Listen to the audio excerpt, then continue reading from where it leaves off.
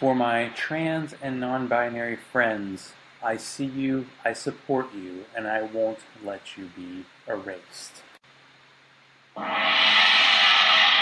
Welcome to the Zachrilege podcast, YouTube video interview program that features me talking to some of the best and brightest in the atheist/secular/awesome community. This is episode number 166. I recorded this interview on September 27th, 2018. Brent and Nikki are amazing, and I would have been on their show if I didn't have one of those day jobs. Unapologetics will give you your fill of atheism, humanism, and nerdism in one very large bite-sized portion. Do listen because they are swell.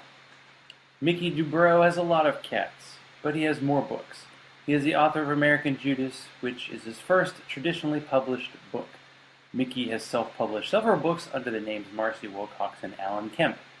American Judas is a possible future in which the wall between church and state disintegrates. What happens to NFL team names? Will border crossings be reversed? Where can you get your pink AK-47? Who wants to read about a Jewish wizard? What American city is considered closest to the Bible? We'll find this out and more on this week's show. C. Jews in space! Jews are in space. Assuming along, protecting the Hebrew race. Jews are in space. If trouble appears, we'll put it right back in its place. When Goyim attack us, we give them a smack, we'll stab them right back in the face. Welcome to the Zachrilege cast, Mickey Dubrow. How you doing? I'm doing well, thank you. How are you? Good. This is probably my second interview with someone who's actually local, but this is how it works in the world now. So we're going to be talking about your book, but before we get to book talk, where do you live, and do you have more cats or books? I live in East Atlanta, and I have more books than cats. I have a lot of cats. I have 5 cats, but I have hundreds and hundreds of books. So you had all these books, and you thought, you know what the world needs? It needs one more. Oh, yeah. So what is kind of like the elevator pitch for American Judas? American Judas is a dystopian novel about America after the wall between church and state comes down. And it becomes a repressive Christian theocracy. And the main characters are Seth and Maggie Ginsburg. Seth was Jewish and converted to Christianity, but he discovers his roots and decides to be Jewish again. But at this point, all non-Christian religions are illegal. So he attends an underground synagogue until he's outed. And then he and his wife have to go on the run to try to cross the border illegally into Mexico. He makes it, but she gets captured and sent to a savior camp, and they spend most of the book trying to rejoin, to get back together again. So what was the initial, I guess, spark and idea that made you say, hey, this could be a novel? The idea had been bouncing around in my head for a long time because I grew up Jewish in Chattanooga, Tennessee, which is a small southern town, and very much in the Bible Belt in the South. And Chattanooga actually has been nominated the most Bible-influenced city in the country by some Christian group. And your face, rest of the South. Oh, I know. And though it wasn't constant, I definitely saw what the intention of a Christian nation was. When people talk about we either are or should be a Christian nation, I understood, firsthand what it was they wanted it to be. And my feeling was, I know you mean this in the bottom of your heart, that you think this would be a good thing, but it would not be a democracy. It would be a theocracy, which is very repressive, and it wouldn't be about freedom and freedom of religion. So I kind of wanted to do this story that would illustrate my point, to say, and I knew I was going to be preaching to the choir, but still, I wanted to be able to say, or at least illustrate, this is kind of what you're asking for, and this is what it would look like, and it would not be good. It would not be good for you. It wouldn't be good for me. It definitely wouldn't be good for me. So let me sort of illustrate it through a novel. And the other thing, and I'd been thinking that for years, but what really finally got me to do it was, you remember Judge Roy Moore in Alabama? Yes, and he had that big slab that he carved into the Ten Commandments, which they're still trying to do something with. Well, after they made him put it in the back of the courthouse, a buddy of his said, "Hey, Roy, do you mind if I take that big slab, slap it on the back, tie it to the back of a flatbed truck, and drive it around so people can basically pray to it?" And he was like, "That's a great idea." And that's exactly what he did. He drove it around, and I was watching the news, and they were talking about it, and they got a great quote from someone who came to bow down to the Ten Commandments, and the guy said, "Look, in this country, you can be a Jew, a Muslim, or a Satanist as long as you remember that America is based on Christian values." Now, I was thinking, really, those are the only three religions you could come up with? Jew, Muslim, Satanist? There's not even that many Satanists. He couldn't think of Buddhists. Two more than most, so, it's not bad. I know. It's like, but you could see he could only think of religions that were based on the Bible or, had Abraham in them in one way or the other. He couldn't see beyond that. And then that second part, based on Christian values, well, I can read between the lines. He's basically saying, remember, no matter what non-Christian religion you are, just remember we're in charge. And it's like, that's not how this country was founded. It's not what it's supposed to be. And let me tell you, let me explain why I think you're wrong. Let me write this story and show you why I think you're wrong to think this. Yeah, if we have enough time, maybe we'll get into the details of the whole Judeo Christian values and how maybe Jewish people don't necessarily do that hyphen. But so it's a long road, like from writing a book, especially writing like a first draft, editing, getting outside people to look at it, and then reaching out to agents, and then finally getting a publisher is a long process, and then actually getting the book to come out, which yours will be coming out in October. Were you afraid that by the time this book was published, America would look exactly like it is depicted in your book? No. I actually thought that the one thing that would always stop it from happening was that as I wrote it, I mean, I was under the impression that it really was Christians versus secular. And it's because I fell in line with the sort of the mind think, the propaganda, and I hate to call it propaganda, but the idea that type of Christianity is a Christianity, but it's not. It's a type of Christianity. It's a concept of Christianity. And really, America has been struggling through two types of Christianity forever, since the day they signed the Declaration of Independence. It turned out some guys wouldn't sign the Declaration of Independence because it didn't have Christ in it. So this argument's been going on forever. So you've got the people who say Christ is king and should rule the earth, and since we work for Christ, then we should rule the earth. And we'll keep ruling it till he shows up for the second coming. And then you've got the guys who say, no, follow in the teachings of Christ and be Christ-like, which means taking care of the poor, treating your neighbor as as you would yourself, equality, all these things. And then you got to thinking about it. Who was the civil rights movement but the church? So it's been two concepts of Christianity that are at odds with, they've been arguing with each other, and they're both dedicated and they're both loving and they both believe deeply that they're doing the right thing. It's just been this ongoing, argument. So I felt the one thing that would always save the day was these, the liberal Christians or the civil rights Christians, that the ones that walk in the way of Christ Christians. So that's what I thought would always be the case. But I also realized, I mean, when you look at countries like that are theocracies, like Iran, it is run by a minority of priests who tell everyone else what to do. So it's always possible that a minority could rule America, that you would have these sort of, white Protestants who take control. I mean, that's what they're doing with gerrymandering and all these kinds of things that are going on. And I never thought they'd get as close as they are now. And this does seem to be the closest it's ever been. A friend of mine teased me. He said, wasn't it nice of reality to adjust itself to your book? And I said, yeah, but really, reality, you shouldn't have. You really shouldn't have.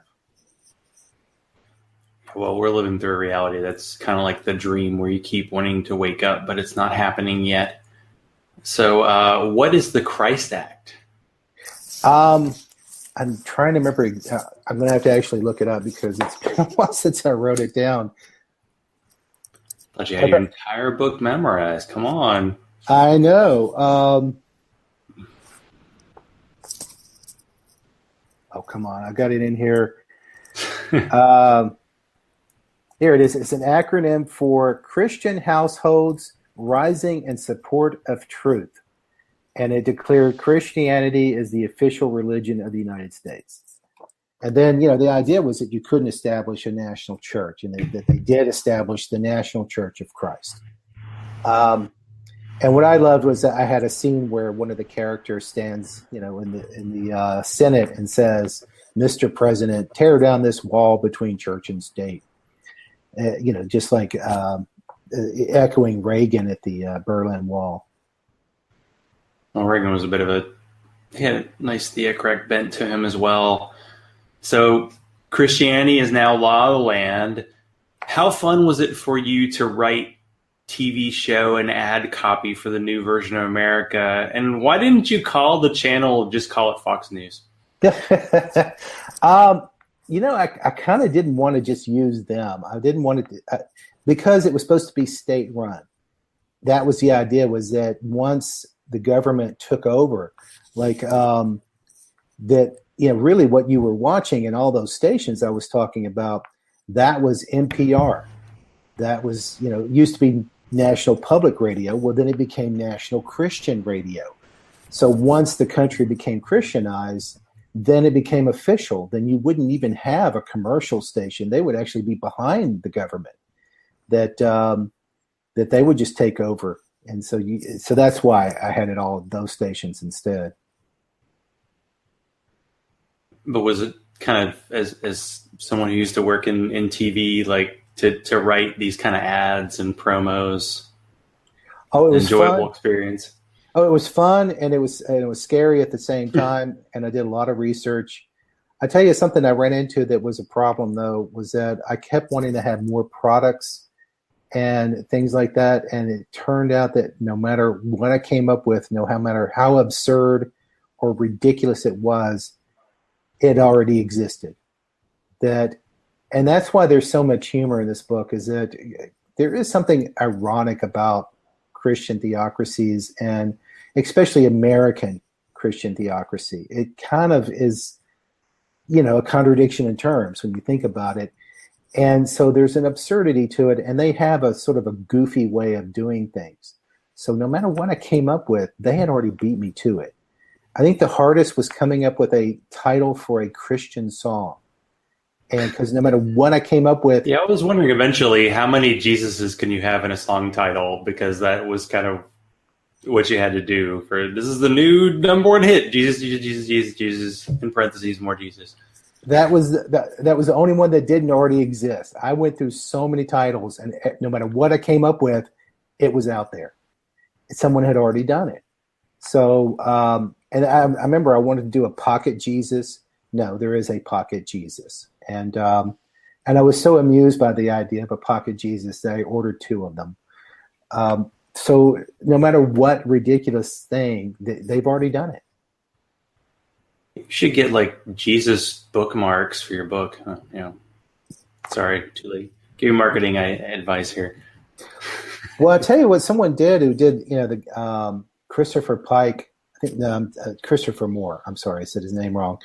He wrote a book about a guy who was supposed to be Jesus's best friend, and he had it made up some copies to look exactly like Bibles, that same sort of cover and the foil pages, and so that would have been fun. That's right, Biff. I remember that one. The childhood friend of Jesus. So this is a rare opportunity for me to combine my two worlds. I got the atheist side and I got the football side. And in your book, America is so Christian, the NFL teams have to change their names. But I don't think the Tennessee Titans got involved. So my suggestion was the Tennessee Tithes. Or tithe, I don't know. Plural, singular can be a problem with team names. What made you think, hey, I got to include some cultural things that are included in the book and in this, kind of world building that you got to do? Well, that was the thing. I figured that once it went in that direction, that it would have to be, it would work its way into everything, and especially culture, especially American culture. And so it was fun to come up with all the different ways that, and that's the other thing is that when people talk about a Christian nation, they're talking about everything. Anything and everything has to be Christianized. So when you take it to that level, this is what you end up with. You end up with renaming football teams. You end up with the only movies you can go to are Christian movies. It really limits. So it was fun to come up with all the different ways that it had seeped into culture. And did you have particular influences when creating the character Judy Cross? Yes, I'll go ahead and be honest about that. It started out, it was supposed to be based subtle name, by the way. Oh, yeah. It was supposed to be based on Ann Coulter. And the reason why I chose Ann Coulter was that Coulter was this pundit who has made a career out of how blatantly over the top can she be. How in your face, to just, you can tell she's just trying to rile people up. And I thought, well, already she's being outpaced. And you can see, you don't hear much from her because what she says now, or what she has said in the past, is now tame to what people are saying now. The craziness has gone beyond her. InfoWars is so much more insane than she's ever been. The tiki torch white supremacists are so beyond anything she ever came up with. So it was the idea of, well, what happens to that character? When she basically gets out crazied and then she's sort of put out the pasture, she becomes, she kind of becomes Oprah. She kind of becomes just someone who's forced to be everybody's, favorite aunt because she's no longer challenging anymore. Yeah, I wonder if it's some of the people in our current administration like, oh no, I'm mainstream. I've never been this before. What do I do? And in your book, as you mentioned before, this reminds me, of course, is a bad comparison, but Day After Tomorrow, when the crazy, like the world, one of those global warming type movies, and then all of a sudden things switch, and now Americans have to cross the border to get into Mexico. In this case, people have to cross the border to get into Mexico. So how does Mexico transform in your book? Well, because I have it in the book to where, of course, Vegas would get, kicked. All the casinos would be kicked out because that would be really, unchristian to have all that gambling that they would set up in Mexico. And that if anything, all the people who were kicked out would start to Americanize Mexico and build up their economy. That the American economy would go down because it's so isolated, and then Mexico's economy would go up because all the innovative people would go there. And that was also, I had it in more detail in earlier drafts, that the reason why the border was closed was to keep creative and business, the innovators from leaving, because you can't be innovative in a repressive theocracy. So you have to leave. And but after a while, America would say, "Oh my God, we have this talent drain. We have to keep what's left tied in." So that's when they would shut off the borders. But by that point, you would have already lost a lot of people to Mexico and Canada, and they would start going up, especially in innovation, and we would start going down. True, yeah. So you mentioned one of your main characters, Seth Ginsburg. So he has to break the law to practice Judaism. What activity does he pretend to do as cover for this? He pretends to go to a shooting range called the Second Amendment shooting range. And the thing is, some days, if he feels like there's too many people around, he actually goes to the shooting range and actually becomes a really good with firearms, because he does get a lot of practice. And that actually figures into the plot later on. And also to understand that I'm not a gun owner and I don't know anything about guns. So I had a friend who was, and he let me go with him to a shooting range. And I spent an evening shooting guns, different kinds, and finding out. And that's when I picked the Seth's gun, and when I found out about the double tap, that, what do you do if you actually are going to use your gun? What is the protocol? And so I had someone, who is actual gun owner to walk me through that. Yeah, it's got to be fun researching when you're writing a book, because you can, in theory, write it off, right? Well, no. No. And also, I was working full time at the time I wrote it. So, it was weekends and holidays was when I was working on it. Well, did you have a set kind of, okay, 6 to whatever, 5 to 7 a.m., I'm going to work on the book? Is that your kind of how you do it, or do you like whenever you feel like, the inspiration strikes? No, I was pretty much, if I could work on it at night, I would. Otherwise, I would dedicate part of Saturday and most of Sunday. And then I would actually take vacation. When I took a vacation, I would spend all week just writing. I would go maybe to an extended stay hotel with the computer and some food, and I would just hunker down and write. And that's what I did. I just... because for me, it wasn't writing. For me, is fun. So what I try to do, when some people say, "Oh, if I write so much, then I give myself a reward." For me, I did the opposite. It's like, if I can get all these things done, all my chores done, then the reward is I get to write. So for me, it was just making sure I had a lot of hours open up to where I didn't have to do anything else. And because I'm married to a writer and we don't have children, it was much easier for me to find time to sit down and just sit there and write.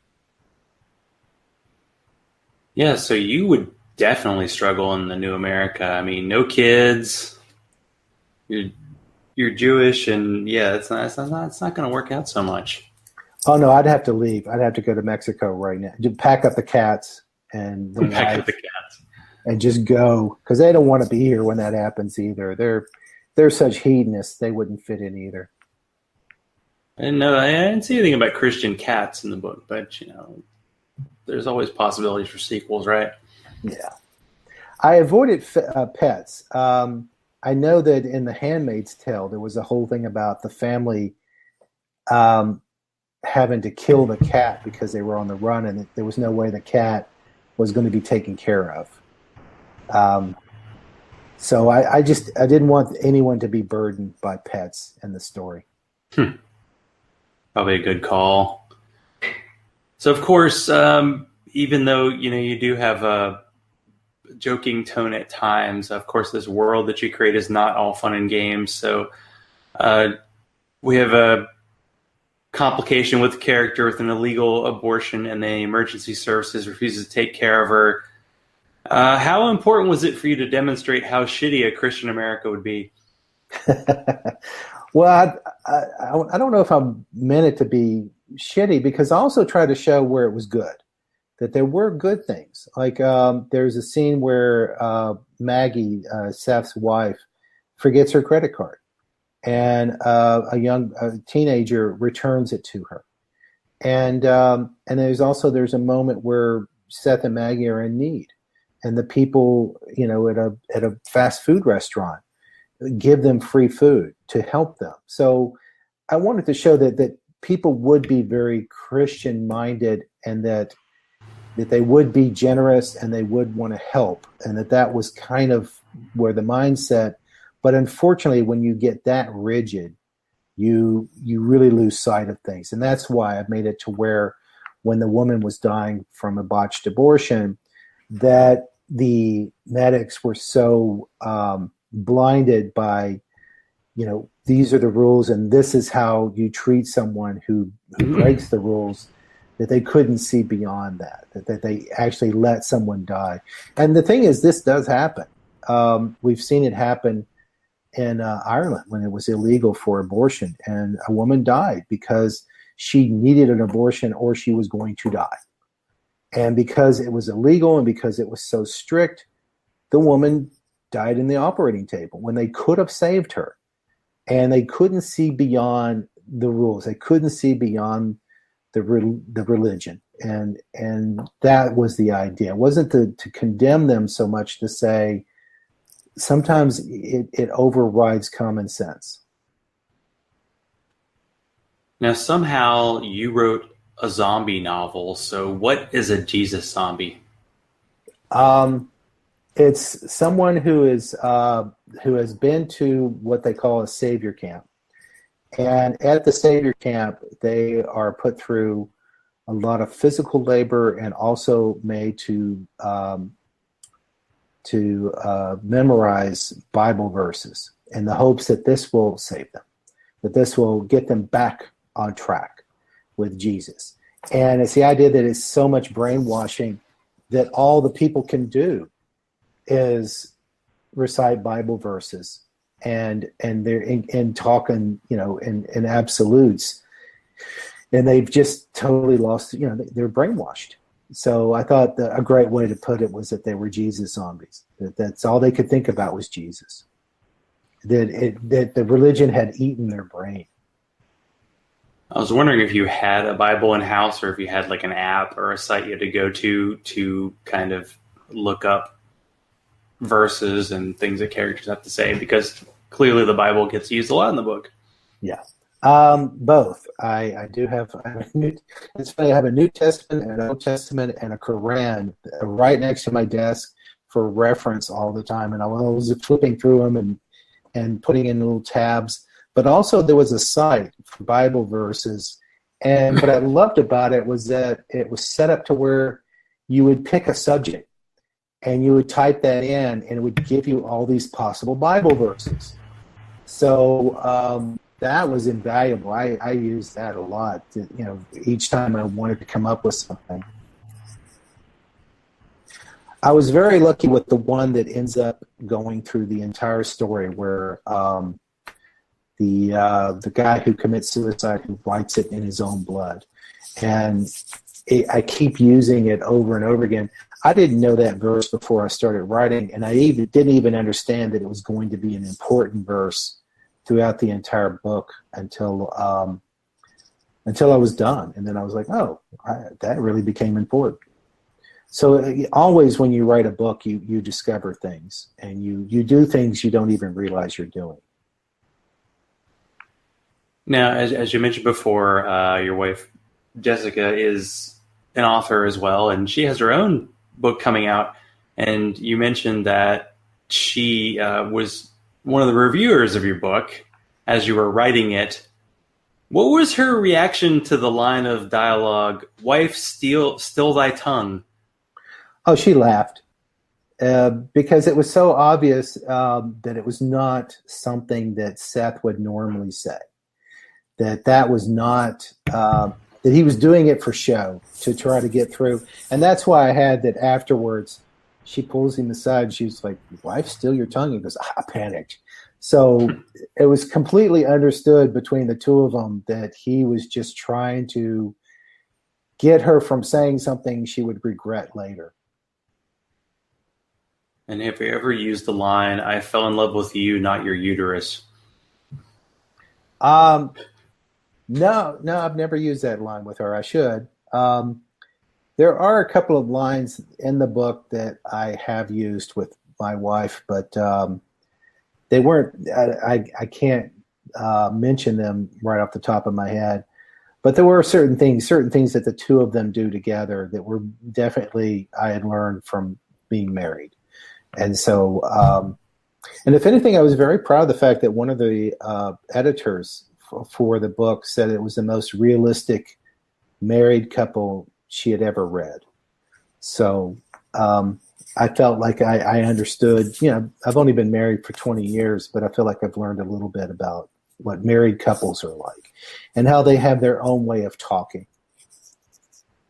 I'm sure you and Allison have certain things that y'all can probably. I know we're like newbies compared to you. It's just, working on 15 years. And by the way, our 15th anniversary will be when this will be a great crossover event for anybody who wants to check it out. The Literary Atlanta, she'll have you on October 25th. So yeah. Oh, darn. Well, thank you for being willing to share your wedding anniversary with me.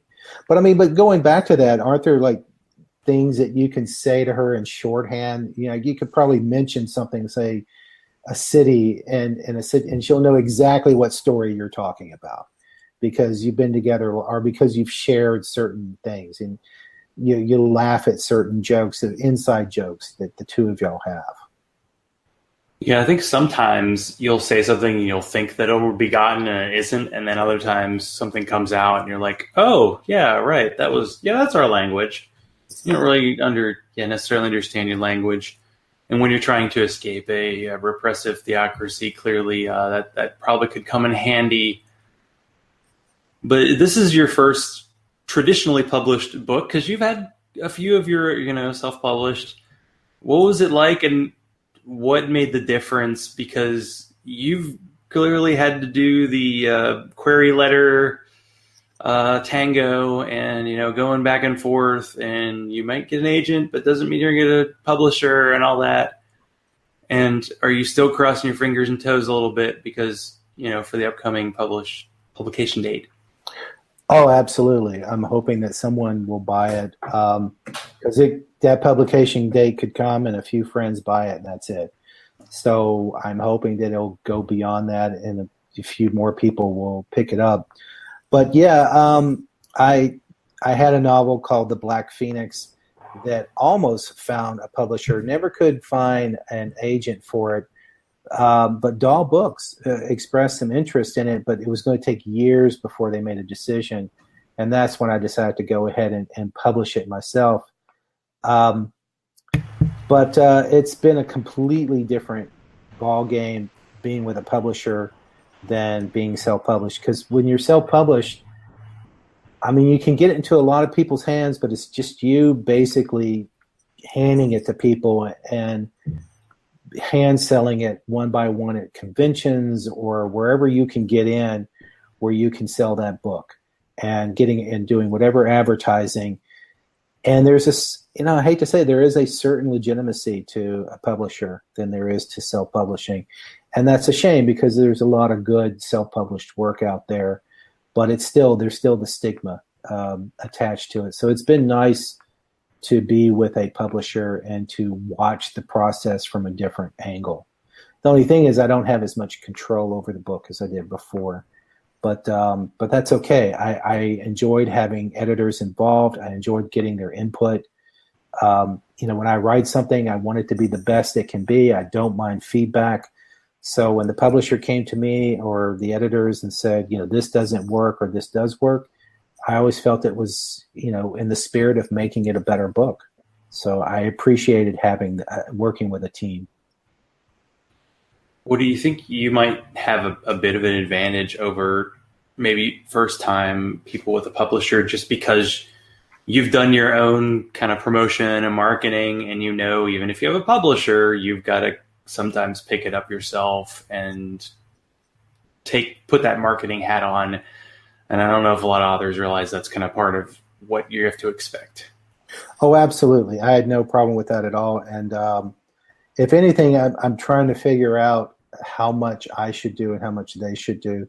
So there's still but I know a lot of it's still on me. I've already arranged a couple of events on my own. They're doing the rest. So yeah, it helped not only because I had done it, but because my wife is already had 2 books published. I saw how much she had to do on her own. So I already understood that published or self-published, an author has to get his book out there. So you talk about a character who is, of course, Jewish in a kind of theocracy, and you're a Jewish person in not quite a theocracy, but kind of a theocracy. So how is it living in our odd bubble? Because in Atlanta, Georgia, we're in like the blue dot, as they say, the blueberry in the bowl of tomato soup kind of thing. We're in a red state. But what is it like in kind of being in the Bible Belt? And also, what is the odd relationship when the Christians kind of want to say Judeo Christian, but they don't really like you that much? Well, I love when I hear Judeo Christian because they'll drop that Judeo, so fast on so many different things. And I don't like what they do with the Jewish Bible. I don't call it the Old Testament. It's the Jewish Bible and the Christian Bible. You're welcome to the Christian half. Stop messing with the Jewish half. You don't know how to handle it right. I always thought about, what if we took it away from them, all the things that they would lose, all the fun stuff. But the thing is, even though I live here in Atlanta, I've still run into some of the same things I ran into when I lived in Tennessee. I've been asked more times than I care to say, people have said, why don't you believe in God? That's a question I get from evangelical Christians. And the thing is, of course, I believe, Jews believe in God. We just don't believe in the Jewish guy you chose as God. And that's what really, I don't want to disparage Christianity. I think it's a great religion. I have a lot of dedicated Christian friends who I very much respect their beliefs and their connection with Jesus. I admire that. But at the same time, I'm thinking, just took a Jew and you said, this one's God. And that's fine that you chose one of our guys, but then to turn around and say, and y'all just don't get it. You Jews, you just don't get it. And that's the part that I find kind of insulting. And the thing is, my friends who are dedicated Christians would never say that. They don't believe that. So it's not all Christians who believe this. But it is interesting. Every so often, I'll get someone who I was working at a post house, a video post house. One of the TV couldn't be more modern and happening in Atlanta, and I'm working alone with an editor, and it turned out that he and his wife had recently joined an evangelical church, and he turned around and asked me that question, and I had to explain it to him. And when I was done, he respectfully said, yeah, I get it. It's cool. Well, you probably can't say to Christians like, okay, see it this way. So the Old Testament is Twilight, and the New Testament is 50 Shades of Grey, and see the look on their face. Probably not so good, because it does seem like the New Testament and the Quran and, of course, Book of Mormon and other religions, it's kind of like fan fiction in a way. Yeah, it's not a bad way of putting it. It kind of is. And I know that Judaism was based on something before it, and I don't know, for all religions, it's like, if it gets down to that basic concept of doing to others as you would have others doing to you, I kind of don't care how you get there. I don't care what it is that gets you to believe that. If you have to look at Muhammad or Jesus before you get to that point, fine. As long as you get to that point where you say, love your neighbor, respect each other, love each other, take care of each other. That's what we're here for. And so, yeah, if that's what it takes, fine. And then, and Jews can be just as, there's different types of Jews. There's different, just like there's Protestant and Baptist and Catholic and Mormon. There's, with Judaism, there's Orthodox and Reform and Conservative and all the different types, and they don't all agree with each other, and they can be very extreme in their views towards other religions and other Jews. So it just everybody gets kind of screwy after a while. Religion, it's great and it's terrible at the same time. Yeah, I've only had one either current or former Jewish person on the show. So where do you find yourself on kind of the, practicing or believing Jewish person? I consider myself a spiritual Jew, and that I believe in God. It's not the same God from the Bible, but I do believe in a God and divine. But I also believe that I have a line in the book that I've kind of started living by, which is that I don't believe God grades us on attendance. I don't think that going to a house of worship is how you show God that you believe Him or that you do good things. The house of worship is just so people of like minds can come together and support each other. That's the purpose of a house of worship. It's not what makes you a moral person. It's not what makes you a good person. So at this point, I don't attend a synagogue. I've never joined one. I haven't been a member of a synagogue since I lived with my parents in Chattanooga, and I haven't joined the Jewish community, but I consider myself just as much a Jew as they are, even whether I'm observant or not. And for atheists, I don't think I know atheists are moral people. I know that they have, that they don't need a religion to be good people and to care about each other. So I hate that thing where, I know that sometimes atheists have been asked, it's like, well, if you don't believe in God, or, if you don't have this fear that God's going to strike you down, what's to prevent you from going out and raping and killing people? And I'm like, if that fear is the only thing that's keeping you from being a raving maniac, then there is something definitely wrong with you. You should have basic human decency to want to treat other people well. I like that. Sounds pretty good. You took a trip to Israel. What was the beer like there? It was, it was okay. I don't remember much about the beer, but I remember it was good. Wasn't as good as beer in Amsterdam, that was for sure, or what in Paris, but it was good. So what's next for your writing empire?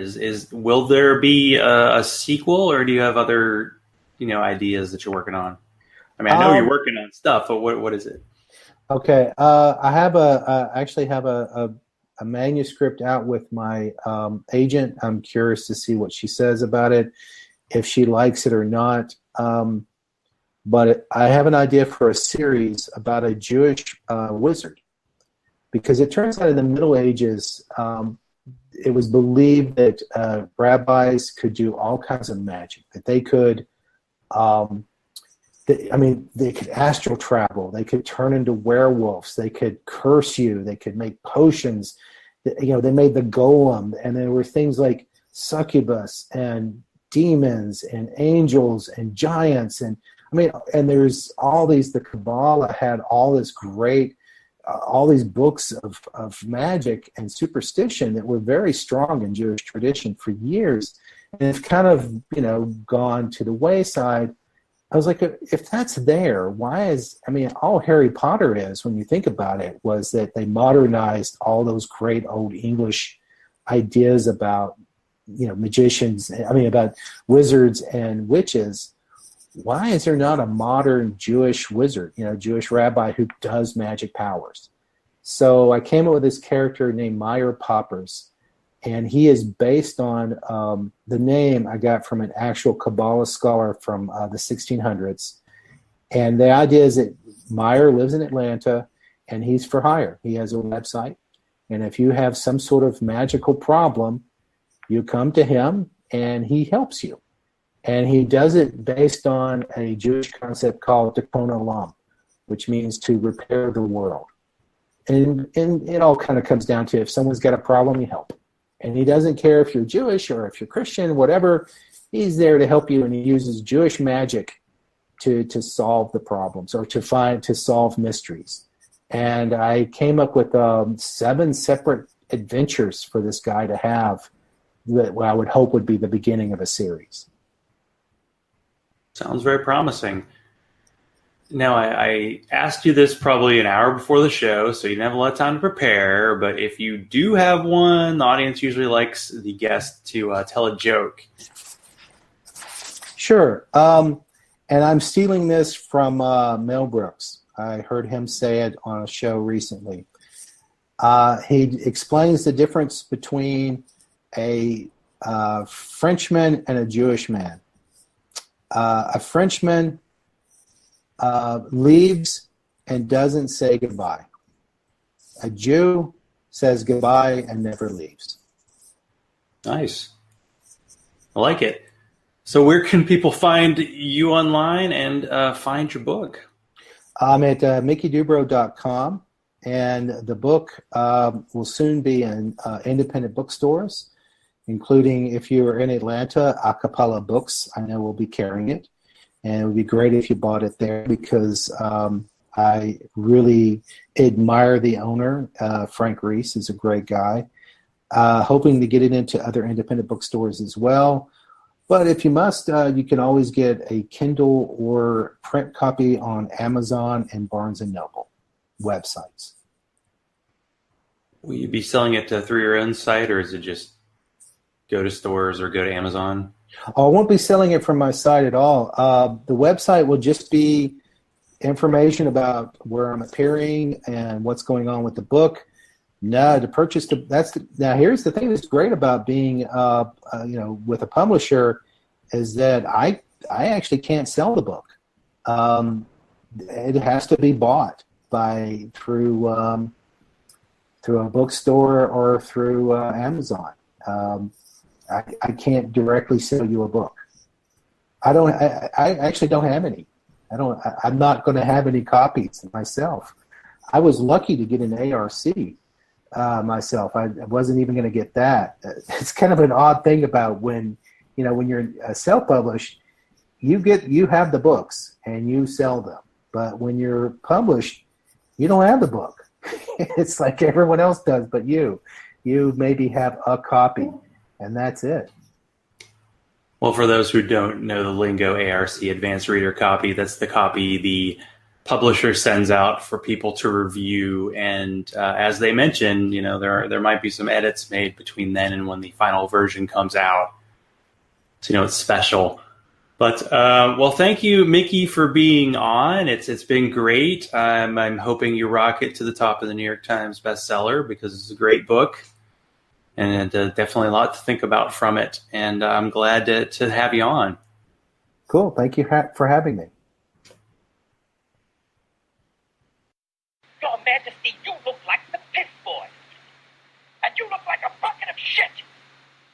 Live read, and apologies for the sound on the computer. My fan's a little bit going on the fritz, and I have not been able to fix it. So I have 2 shows that I wanted to talk about. First of all, Gaytheist Manifesto, Nothing Ever Changes, episode 181. I wanted to share this show because Callie is awesome, and the rights of trans people are being threatened by our terrible president. And I think it's time to listen to the people who are being threatened and not listen to dumbass white people like me. I had another show.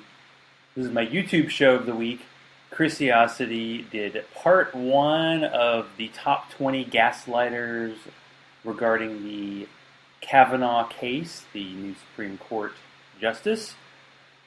So this is a classy black and white episode. Part 1, this is why I don't do part 1s, because there wouldn't be a part 2. Who are the most disgusting people going along with the drunken yellingness of our newest Supreme Court nominee? Please listen, or watch, or do both, and enjoy.